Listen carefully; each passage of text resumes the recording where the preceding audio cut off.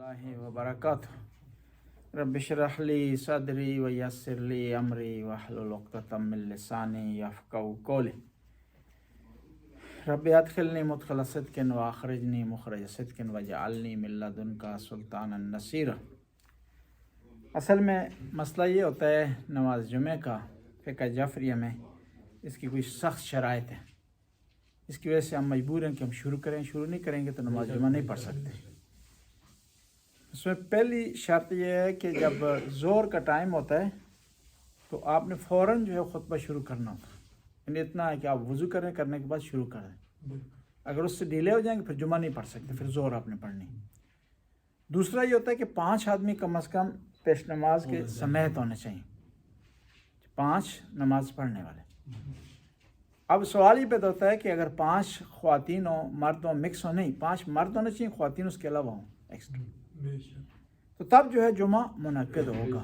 اس لیے ہم کوشش کرتے ہیں تاکہ ہمارا جمعہ کا ثواب ہمیں حاصل ہو۔ اب سوال یہ پیدا ہوتا ہے کہ آپ جمعے کا ٹائم ہو گیا، آپ کے سامنے 2 آدمی بیٹھے ہوئے ہیں، تو آیا جمعہ شروع کر سکتے ہیں؟ جواب اس کا یہ ہے کہ 2 آدمی بیٹھے ہوئے لیکن آپ کو امید ہے کہ خطبہ ختم ہونے سے پہلے 5 پورے ہو جائیں گے تو پھر جمعہ آپ شروع کر سکتے ہیں اس کا۔ تو یہ جمعے کے حوالے سے کچھ احکام تھے جو آپ کی خدمت میں پیش کیے۔ گزشتہ جمعے جو ہم نے پڑھے ہیں ان میں جو خطبوں کا جو پہلے خطبے کا موضوع رہا وہ شہدائے کربلا کے احوال ہیں۔ شہدائے کربلا 72 افراد ہیں، 72 افراد ہیں لیکن آئیڈیالوجی سب کی ایک ہے۔ 72 افراد ہیں، سب کا نظریہ ایک ہے۔ 72 افراد ہیں، ایک ہی آئیڈیالوجی سے ایک ہی نظریے کا دفاع کر، الفاظ ان کے مختلف ہیں لیکن ہدف سب کا ایک ہی ہے۔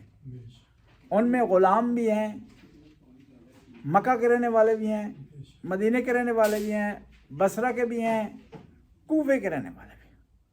اور شہدائے کربلا کی 72 کی تقسیم اس طرح ہے، ان میں سے 24 وہ ہیں کہ دشمن کے لشکر سے آئے ہیں امام حسین کے پاس شب عاشور کو یا عاشور کے دن۔ 72 میں سے 24 آپ جو ہے وہ نکال دیں تو کتنے بچتے ہیں جی؟ 48 بچتے ہیں۔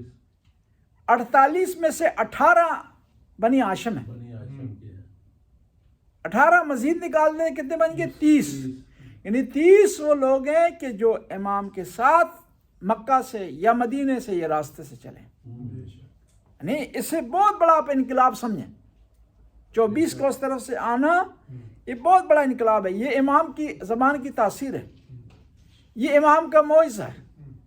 میں آپ سے پوچھتا ہوں کہ درمیان میں آپ لائن لگا دیں، اس طرف کہہ دیں اس طرف جو جائے گا اس کو بھوک برداشت کرنی پڑے گی، پیاس برداشت کرنی پڑے گی، شہادت اسے دینی پڑے گی، سختی برداشت کرنی پڑے گی، اس کے بچوں کو قیدی بنا دیا جائے گا، اس طرف آپ کو پانی بھی ملے گا، عیاشی بھی ملے گی، کھانا بھی ملے گا، انعام بھی ملے گا، یزید کی سرپرستی بھی ہوگی، تو عام لوگ، عام فام لوگ، عوام کس طرف جائے گی جی؟ کھانے کی طرف جائے گی۔ آپ چیک بھی کر رہے ہیں، چیک کر رہے ہیں، ابھی اعلان کر کے چیک کر رہے ہیں۔ تو یہ امام حسین کا کمال ہے کہ اس مشکل وقت میں، اس سختی کے وقت میں 24 آدمی آ رہے ہیں امام حسین کی طرف، تو یہ آنا کوئی معمولی چیز نہیں ہے۔ انہی افراد میں سے جو آئے ہیں امام حسین کی طرف سے، اس میں سے ابو شعثا ہیں۔ ابو شعثا ان کے والد کا نام ہے یزید، ابو شعثا یزید ابن زیاد کندی، نام سے کچھ نہیں ہوتا، صحیح؟ ہاں بالکل۔ یزید کے ان کے نام میں بھی ہے اور ان کے نام میں ابن زیاد بھی ہے، کردار ہوتا ہے۔ دیکھیں نا، میں آپ سے پوچھتا ہوں اس سے بڑا خوبصورت نام کوئی نہیں ہے عبد الرحمن، اس سے بڑا خوبصورت نام نہیں، اور ہر آدمی اس نام پر فخر کرتا ہے، لیکن ایک اسی نام کے ایک آدمی نے جب ایسا گناہ کی غلطی کی تو لوگ سمجھ لگے شاید یہ نام اچھا نہیں ہے۔ نام اچھا ہے، نام سے کوئی بھی نہیں ہوتا، نام کوئی بھی ہو لیکن مین یہ ہے کہ کردار۔ نام ایک آدمی جو وہ رکھ لے خوبصورت نہ ہو تو نام رکھنے سے خوبصورت ہو جائے گا؟ نہیں ہوگا۔ ایک آدمی جو ہے وہ اس کا کردار اچھا نہ ہو، نام آئمہ کے ناموں میں سے کوئی نام رکھ لے تو اس کا کردار اچھا ہو جائے گا، نہیں ایسا نہیں۔ یہ آئے امام حسین علیہ السلام کی طرف کس وجہ سے؟ جب امام آئے میدان کربلا میں، امام نے کچھ پیشکشیں کی ہیں اس کو، عمر سعد کو پیشکشیں کی، اس نے امام کی پیشکشیں ٹھکرا دی ہیں۔ تو یہ سننے کے بعد یہ ابو شاہ یزید ابن زیاد کندی یہ آگے امام حسین کی طرف، اور نہ فقط آئے ہیں بلکہ آنے کے ساتھ ساتھ انہوں نے جو ہے وہ شہادت بھی پیش کی ہے۔ صرف آنا جو ہے وہ معنی نہیں رکھتا، یعنی اس کا مطلب ہے کہ صرف دل سے اہل بیت کے ساتھ ہونا معنی نہیں رکھتا، انسان عملی قدم اٹھائے، کوشش کرے، سٹرگل کرے ان کے راستے میں۔ اور یہ میدان میں داخل ہوئے اور ان کے پاس کہتے ہیں کہ سینکڑوں تیر تھے، اور ان کے پاس 100 تیر تھے، 100 تیر انہوں نے پھینکے ہیں، جس میں سے کہ راوی کہتے ہیں 5 بھی خطا نہیں ہوئے، پورے تیر ان کے لگے ہیں۔ تو پھر امام نے ان کو دعا دی، اللہم سدد رمیہ، خدایا اس کے ہاتھ میں برکت ڈال دے اور اس کے تیروں کو نشانے پر پہنچا۔ جو امام نے دعائیں کی ہیں نا میدان کربلا، ان میں سے ایک دعا ابو شاہ کو دی ہے امام حسین علیہ السلام نے، یا ابو سمامہ ساعدی کو دی تھی، خدایا تجھے نمازیوں میں شمار فرمائے۔ اب یہ میدان میں داخل ہوئے، تیر ان کے ختم ہو گئے، میدان میں اترے ہیں، تو انہوں نے اس طرح رجز پڑھا ہے، یا رب انی للحسین ناصر، خدایا تو گواہ رہنا میں اپنے امام کی نصرت کرنے کے لیے آ گیا ہوں۔ لابن سعد طارق و حاجر، یعنی دونوں چیزیں بیان کی ہیں، لا اللہ بھی ہونا چاہیے، لا بھی ہونا چاہیے، الا اللہ بھی، یعنی کیا ہے، اس بات بھی ہونا چاہیے، نفی بھی۔ یہاں ثابت کیا کہ میں امام حسین کا ناصر ہوں، ان کا پیروکار ہوں، ان کا چاہنے والا ہوں، اور ساتھ کیا ہے، میں ابن سعد سے نفرت کرتا ہوں، دوری اختیار کرتا ہوں، میرا اس سے کوئی تعلق نہیں۔ یعنی یہ بتا رہے ہیں کہ جہاں آپ اللہ سے وفاداری کا اعلان کریں، وہاں ضروری ہے کہ شیطان سے بیزاری کا اظہار کریں، ورنہ دین مکمل نہیں ہے۔ دین 2 چیزوں پر مشتمل ہے، تولا اور تبرہ، ایک چیز بھی نہیں ہوگی تو دین مکمل نہیں ہوگا۔ اچھے آدمی سے پیار کریں، برے سے نفرت کریں۔ یہ بھی یاد رکھیں کہ برے سے، خود برے سے نفرت نہیں کرنی، اس کی برائی سے نفرت کرنی۔ 2 چیزیں ہیں نا، ایک برا ہے، ایک برائی ہے۔ آپ جو ہے برے سے دور نہ رہیں، اس سے نزدیک ہونے میں کوئی حرج نہیں، اس سے بات کرنے میں کوئی حرج نہیں ہے، اس سے ڈائلاگ کرنے، لیکن اس کی برائی آپ کی طرف نہ آ جائے۔ پیغمبر کے ایک پیارے صحابی ہیں عثمان بن مظعون، یہ نابینا تھے، پیغمبر کی محفل میں تشریف فرما ہوتے تھے۔ تو بعض عرب آئے، انہوں نے کہا کہ یا رسول اللہ، ہم آپ کے پاس بیٹھنا چاہتے ہیں، آپ کو کمپنی دینا چاہتے ہیں، آپ کی صحبت اختیار کر، لیکن آپ کے پاس یہ غریب آدمی بیٹھا ہوتا ہے، لہٰذا ہمیں گوارا نہیں کہ اس کے ہوتے ہوئے ہم بیٹھیں۔ قرآن کی آیت نازل ہوگی ان لوگوں کی مذمت میں، عبس و تولی، قرآن نے مذمت کی کہ انہوں نے منہ چڑھا لیا اس غریب آدمی سے، اور ان کا دل دکھ گیا عثمان بن مظعون کا، رو پڑے۔ تو پیغمبر نے کہا کہ تم لوگوں کو چاہیے اس سے معافی مانگو۔ انہوں نے کہا معافی بھی مانگتے ہیں، اور اس کا دل جیتنے کے لیے، اس کو راضی کرنے کے لیے ہم تیار ہیں کہ اپنی آدھی دولت اس کو دے دیں۔ عثمان بن مظعون نے کہا کہ مجھے ان کی دولت کی ضرورت نہیں ہے، میرے لیے نبی کا قرب کافی ہے، نبی کی رفاقت کافی ہے۔ یعنی یہ ضروری ہے کہ انسان کس مکتب پر ہو، کس کے ساتھ دے رہا ہے، اس میں غریب اور امیر کا جو ہے کوئی فرق نہیں ہے، بڑی ذات کا ہو، چھوٹی ذات کا ہو، کمزور ذات کا ہو، پاور ذات کا، اس کا تعلق نہیں ہے۔ عمل ہے، کردار ہے، میرٹ ہے اسلام میں۔ امیر المومنین ارشاد فرماتے ہیں، من ابتا بہی عملہ لم یسر بہی نسبہ، جو آدمی عمل کی وجہ سے پیچھے رہ جائے گا، اس کا حسب نسب، رشتہ داری، تعلقات، شجرہ اس کو آگے نہیں لا سکتا، اس کو کامیاب نہیں کر سکتا۔ بس اسلام اسی کو معیار قرار دیے۔ شہدائے کربلا میں ایک اور ہستی ہیں، ان کا رجز آپ پڑھتے ہیں، آپ کی خدمت پیش کرتے ہیں، اس پر تبصرہ کرتے ہیں، اور پھر انشاءاللہ دوسرے خطبے کی طرف جائیں گے صلوات پڑھنے میں۔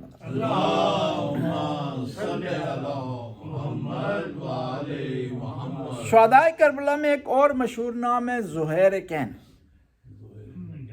زہیر ابن کین، بہت مشہور شخصیت ہے۔ یہ اہل بیت سے ان کا تعلق نہیں تھا، اہل بیت کے پیروکاروں میں شمار نہیں ہوتے تھے۔ کربلا کے میدان میں امام سے ملاقات ہوئی ہے تو امام کے ہاتھ پر انہوں نے بیعت کی ہے اور امام کا ساتھ دیا، اور پھر شیعہ نے امیر المومنین سے شمار ہوئے۔ زہیر کین وہ عظیم ہستی ہیں کہ شب عاشور کو جب امام غازی عباس خیموں کا پہرا دے رہے تھے تو انہوں نے آواز دی زہیر کین نے کہ غازی عباس رک جاؤ۔ کہا نہیں رک سکتا ہوں، میں اپنی ڈیوٹی پر مامور ہوں، اور میں اگر رکتا ہوں تو ممکن ہے کوئی مشکل پیش آئے تو میں اپنے آپ کو معاف نہیں کروں گا کہ اگر میرے ہوتے ہوئے حسین پر کوئی آنچ آ جائے، میرے مولا و آقا حسین پر کوئی آنچ آ جائے۔ کہا نہیں، آپ کے بابا کی بات کرنا چاہتا ہوں۔ کس نے کہا؟ زہیر نے۔ کہا بابا کا نام تو نے لیا تو رک جاتا ہوں، بتاؤ کیا کہنا چاہتے؟ کہا کہ عباس تمہیں پتہ ہے کہ آپ کے بابا نے خدا سے آپ کو کس لیے مانگا تھا؟ کہا اسی لیے تو پہرا دے رہا ہوں، مجھے پتہ ہے۔ کہا صرف یاد دلانے کے لیے کہہ رہا ہوں۔ اور یہ وہ زہیر کین کہتے ہیں کہ رات کی تاریکی میں امام حسین خیموں سے تھوڑا فاصلے پر چلے گئے، زہیر کین پیچھے چل پڑے۔ پیچھے چلنے کے بعد امام کے قریب آئے، کہا مولا آپ کیوں اس طرف آ گئے ہیں؟ دشمن نے گھیرے میں لیا ہوا ہے، حالات ٹھیک نہیں ہیں، آپ جو ہے کیوں خیموں سے دور ہو گئے ہیں؟ تو امام نے ایک جملہ کہا جس سے زہیر کین نے رونا شروع کر دیا۔ کہتے ہیں امام نے کہا زہیر دیکھو یہ مجھے کونا خالی دکھائی دے رہا ہے، اس طرف دشمن نہیں ہے، کیا تو نہیں چاہتا اس تاریکی سے فائدہ اٹھائے، رات کی تاریکی سے، اور یہاں سے چل بسے، یہاں سے نکل جائے اور سختی سے بچ جائے، پیاس سے بچ جائے، شہادت سے بچ جائے؟ تو کہتے ہیں زہیر کین نے رونا شروع کر دیا۔ کہا یا ابن رسول اللہ کیسی بات آپ کرتے ہیں کہ میں آپ کو چھوڑ کر کے چلا جاؤں؟ آپ کے بعد زندگی کا کیا فائدہ ہے؟ یعنی یہ وہ زہیر کین اب میدان میں آئے ہیں، اترنے کے بعد اس طرح انہوں نے خطبہ دی ہے، انا زہیر وانا ابن کین، میں زہیر ہوں اور کین کا بیٹا ہوں۔ شہدائے کربلا جب بھی میدان میں آتے تھے نا، اپنا اور اپنے والد کا تعارف کرواتے تھے، دنیا کو بتانے کے لیے کہ ہم جو اہل بیت کے پیروکار ہیں، اہل بیت کے چاہنے والے ہیں، محب ہیں، یہ پیغمبر کی حدیث کے مطابق حلال زادے ہیں۔ انا زہیر وابن کین، میں زہیر ہوں اور میرے والد کا نام کین ہے۔ ازودکم بالسیف عن حسین، میں جو ہے آ گیا ہوں تلوار لے کر میدان میں، اور اس تلوار کے ذریعے امام حسین کا دفاع کروں گا۔ اِنَّ حسین احد السبتین، لوگوں جان لو کہ یہ وہ نواسہ رسول ہے جو نبی کی قدموں پر سوار ہوا کرتا تھا، یہ وہ نواسہ رسول ہے جس کے لیے نبی اپنے سجدے کو طول دیا کرتے تھے، یہ وہ نواسہ رسول ہے جس کے آتے ہوئے نبی کریم مسجد کا ممبر چھوڑ دیا کرتے تھے۔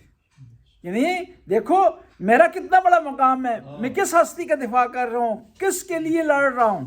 اِنَّ حسین احد السبتین، یہ حسین دو نواسوں میں سے ایک نواسے ہیں نبی کے، من اطرت البر التقی الذی ذاک رسول اللہ غیر المین، کہ یہ حسین ہے، یہ پاک اطرت سے ہیں، متقی ہیں، اور یہ رسول اللہ کے چہتے نواسے ہیں، پیارے نواسے ہیں۔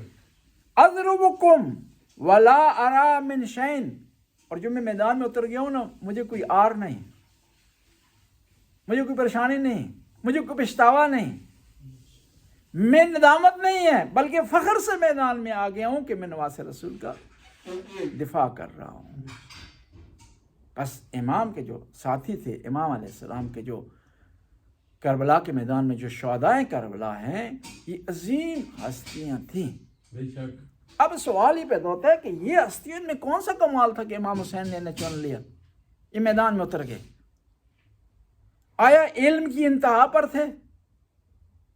نہیں، علم کی انتہا پر تھے، لیکن معیار نہیں بنا علم کے یہ لوگ میدان میں آئے. ورنہ جس وقت نواسہ رسول کربلا کی طرف چلے ہیں تو بہت سارے ایسے لوگ تھے جو علم کی انتہا پہ تھے، فقہا تھے، لیکن نہیں آئے، ان کو نصیب نہیں ہوئی یہ شہادت. آیا وہ بہت بڑے حافظ قرآن تھے، اس میں کوئی شک نہیں کہ شہداء کربلا میں بہت زیادہ حفاظ تھے، حافظ قرآن تھے. کہتے ہیں کہ شب عاشور کو اس طرح قرآن کی تلاوت کی آواز آ رہی تھی امام حسین کے خیموں میں سے جس طرح شہد کی مکھی کی آواز ہوتی. دویہم کا دوی النخل بین راقد و ساجد، ان میں سے شب عاشور کو کچھ لوگ قیام میں تھے، کچھ سجدے میں تھے، کچھ رکوع میں تھے. اور امام حسین نے جو مہلت مانگی ایک شب کی، اس میں واضح ہے کہ مجھے ایک رات کی مہلت دی جائے. انی احب الصلاۃ، میں نماز سے پیار کرتا ہوں. دیکھیں نا، جس آدمی کو دشمن نے گھیرا ہوا ہو، چاروں طرف سے پیاس کا عالم ہو، سختی کا عالم ہو، ڈراؤنی فضا ہو، اس کو نماز عبادت بھول جاتی ہے. لیکن امام حسین نہیں، امام حسین نے رات کو 3 حصوں میں تقسیم کیے. ایک حصہ مختص کیے عبادت کے لیے، سجدے کے لیے، رکوع کے لیے، قرآن کی تلاوت کے لیے. بس شہداء کربلا میں جو بہترین جو کمال تھا جس کی وجہ سے امام حسین نے ان کو چنا، وہ اہل بیت سے عشق تھا. اور عشق کا تسلسل اس طرح ہے، یہ شہداء کربلا ہیں، یہ عاشق ہیں امام حسین کے، اور امام حسین عاشق ہیں اپنے پروردگار کے. اور دنیا میں اگر آپ عشق کی سب سے بالا تر، بہتر اور اسٹرانگ مثال اگر آپ دیں نا تو امام حسین علیہ السلام.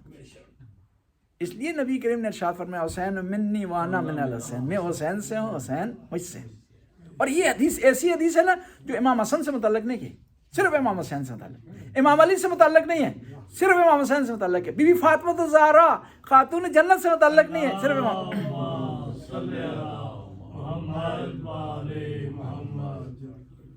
بعض کو لوگ سوال کرتے ہیں کہ پیغمبر نے یہ کیوں کہا کہ حسین مجھ سے اور میں حسین سے. کہتے ہیں انبیاء کو بہت بڑے درجات ملے ہیں، ان درجوں میں سے ایک بڑا درجہ انبیاء کا شہادت ہے. حضرت زکریا، حضرت یحییٰ شہید ہوئے، اور کئی انبیاء شہید ہوئے، اور درجات میں سے بڑا درجہ شہادت. اور ظاہری طور پر یہ ہمارے نبی کو یہ درجہ خدا نے نہیں دیا، لیکن یہ نواسے کی صورت میں دے دیا. خود ڈائریکٹ نہیں ملا نبی کریم کو ظاہری طور پر درجہ شہادت کہ میدان میں شہادت نصیب ہوئی ہے ان کو، لیکن یہ درجہ خدا نے دے دیا ہے حسین علیہ السلام کے توسط سے. بس عرض کرنے کا مقصد یہ کہ شہداء کربلا میں جو سب سے بڑی خصوصیت یہ تھی کہ وہ عاشق تھے آل بیت کے، اور عملی طور پر انہوں نے عشق کیا آل بیت علیہ السلام کا. زبانی تو ہر کوئی دعویٰ کرتا ہے نا عشق کا، حتیٰ دیکھیں نا سب سے زیادہ پیار کون کرتا ہے انسان سے؟ ماں اس کی. لیکن جب مسئلہ سخت ہو جائے، گمبھیر ہو جائے تو بعض اوقات ماں بھی گھبرا جاتی. وہ کہتے ہیں کہ مشہور معروف واقعہ ہے کہ ایک جو ہے وہ بچی بیمار تھی ایک ہاسپٹل میں، تو ماں اس کے سرانے کے پاس بیٹھی ہوئی تھی. تو آخر میں تنگ ہو کر ماں نے کہا کہ خدایا اس بچی کی بدلے میں میری جان لے لے، اس کو محفوظ کر دے. ہوتی ہیں مائیں جذبات میں کہتے ہیں اسی دوران جو دروازہ کھٹکھٹا تو باہر سے دروازہ کھٹکھٹایا تو خاتون نے، ماں نے پوچھا کون ہے؟ تو اس نے کہا میں اسرائیل ہوں، تیرا روح قبض کرنے کے لیے آ گیا. کہا میرا کیوں؟ بیمار تو بیٹی ہے. کہا کہ تو نے جو ابھی خواہش کی تھی کہ اس کی جگہ میرا روح قبض کر. کہا میں نے ایک جذبات میں اگر کہہ دیے تو اس کا مطلب تو نہیں ہے کہ تو سچ کر بیٹھے جی. اور وہ ہماری زبان میں کہتے ہیں نا، اسرائیل کو کہنے لگی، اسرائیل نو کہنے لگی کہ بال بیمار نو سیانی جی، کہ میں بیمار نہیں ہوں. عشق، واقعی عشق جو ہے وہ صرف میدان کربلا میں ہے. باقی جو ہے نام عشق ہے، کہیں ہوس ہے، نام عشق ہے، کہیں معاملہ ہے، نام عشق کا ہے، کہیں دنیاوی غرض اس میں پائی جاتی ہے. اور عشق میں یہ ایک طرفہ ہوتا ہے، دو طرفہ نہیں ہوتا. دو طرفہ تجارت ہے، معاملہ ہے، بزنس ہے، کاروبار ہے، لین دین ہے. ایک طرفہ اگر ہو اور اس میں کوئی غرض بھی نہ پائی جاتی ہو دنیاوی، تو پھر ہم اسے کہیں گے کہ وہ کیا ہے؟ عشق ہے۔ بسم اللہ الرحمن الرحیم۔